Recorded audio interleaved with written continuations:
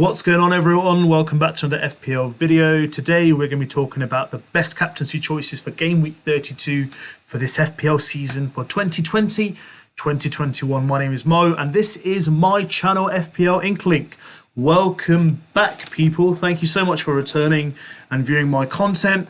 How is everyone? How is your decision making going for this week? How's your week been? How was game week 31? I hope you guys enjoyed the knee-jerk reaction for game week 31. But yeah, what are your choices for captaincy, guys? Who do you have in your squad? So let's get them up. So this is my team. These are the transfers that I have done so far for this week. So I brought in Salah for Kevin De Bruyne. So I'm going to go through my captaincy options. They are going to be all the midfielders that I have, along with Harry Kane. So let's start with Harry Kane. So my first choice for captaincy is definitely going to be Harry Kane. He's got a double game week. So Spurs have a double game week, which is an absolute luxury for any owners of Spurs players. You've got 2, 3 players. If you've got one, then why not consider playing using a transfer to bring in 2 Spurs players for this game week? Because I think it's going to be really, really vital and crucial for you to really take advantage of the game week for Spurs. So before we go into any depth of analysis, I haven't mentioned yet, if this is your first time to FPL INKLING, welcome. If you haven't hit the subscribe icon just yet or the button for subscription for this channel, please subscribe. I've got over 200 subscribers. Help me get to the 500 mark to win that PS5. Thank you all for the support over the last couple of game weeks. I've really got a lot of support from you guys. You guys really have hit the subscribe button and helped my channel grow. If you like this video, hit the like icon. And if you want to be getting the latest notifications for my videos or content that I do release or any live streams that I do, then please hit the notification icon. So let's go through the players. Number 1 is going to be Harry Kane. He's owned by around 49.4% of managers, 11.7 mil, 206 points.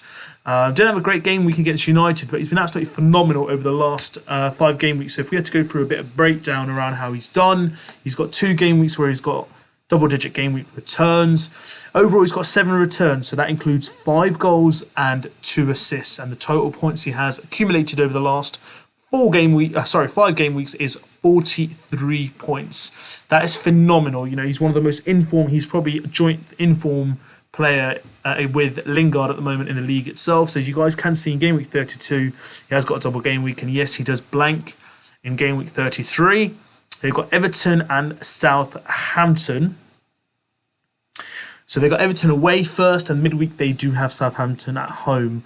Now, there's a lot of questions that have been sent through to me in terms of the rotation aspect for Spurs players. To be fair, they lost against United. They're losing track on the top 4.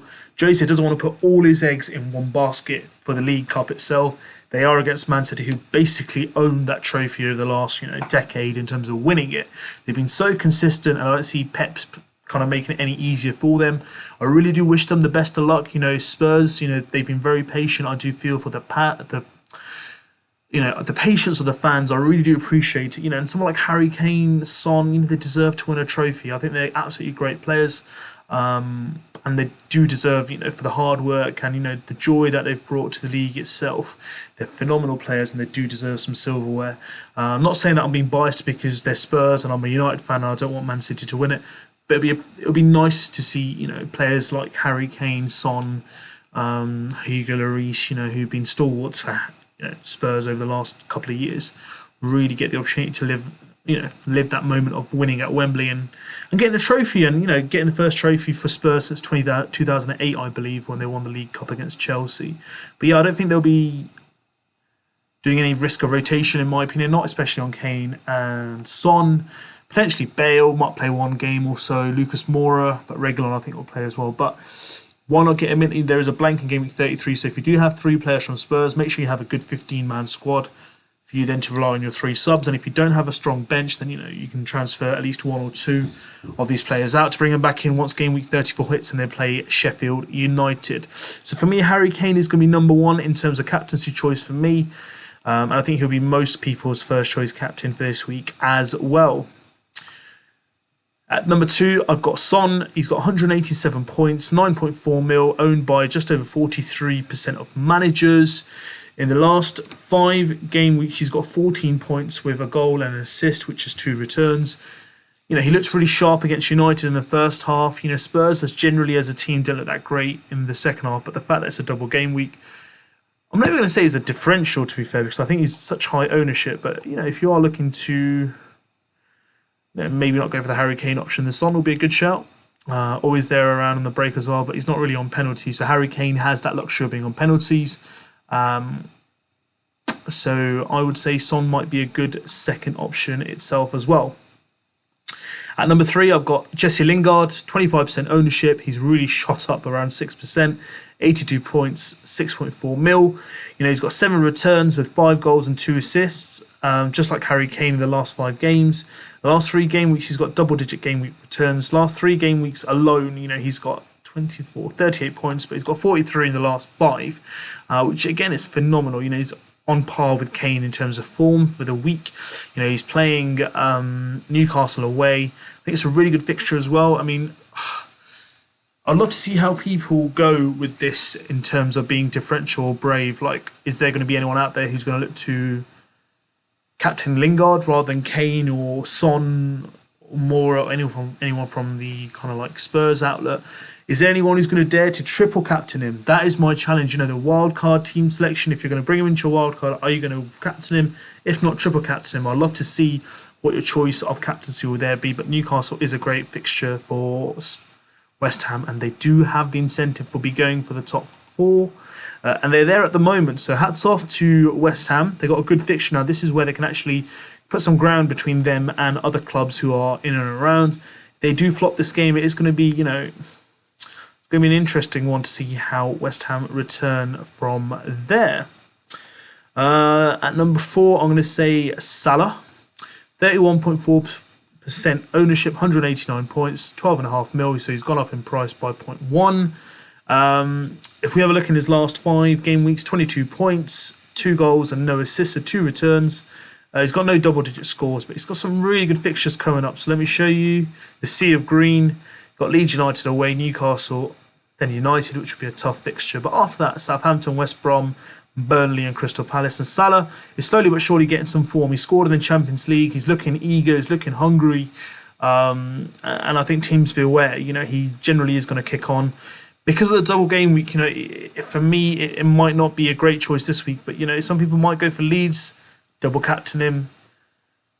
The first game week of the season, you need to remember, got 20 points against Leeds. He got 3 goals, got a hat-trick. So is there anyone who's brave enough to captain him again? Or actually go for a triple captain option?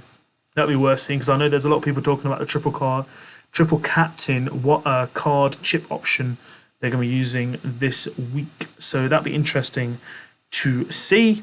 The next option I have got is Bruno Fernandes, 57.7% ownership, 11.6 mil ownership, 216 points. Now, he hasn't been that great in the last 5 game weeks, only 1 goal and 1 assist. 1 double game week return against Man City, total of 23 points. He's got Burnley at home. Never write off Bruno at your own peril. But yeah, they've got Burnley at home, which just seems like a good fixture for Bruno. He's on penalties, and when he does go big, he does tend to go big. Will a lot of people be looking to captain this week? I'm not too sure. But I don't see why not. Bruno has always been a reliable option. He's got the highest scoring player this season so far. So yeah, keep a lookout for Bruno. He might be that option that you're looking at in terms of a differential. Even though the ownership is high, he might not be the captain option itself. Last but not least, I have Diego Jota, around 16.5% ownership, 7 million in price, 71 points. In the last 5 game weeks, he's got 3 goals, 0 assists, so 3 returns with 26 points in terms of return and 1 double game week return. So you can see he's done pretty well. He's in good form. He's been playing well in the Champions League as well. And we've gone through the fixtures already for Salah. There's a lot of green here. I think he really makes the kind of like Liverpool front attack a bit more potent. I think he really adds value to the attacking threat.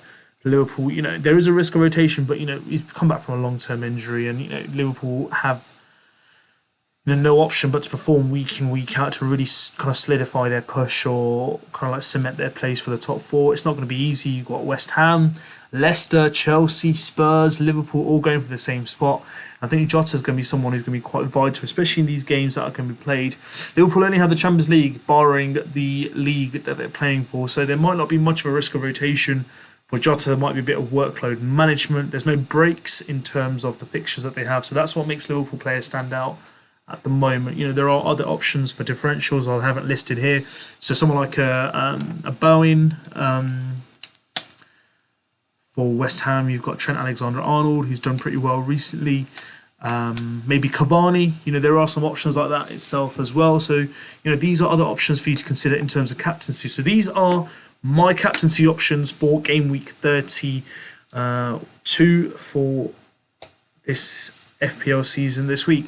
Let me know what your thoughts are. Let me know the players that I've gone through. There might be Iheanacho you're looking at as a differential, or St. Maximin. Let me know if there are players that you are looking at or you are looking to captain this week that I haven't discussed.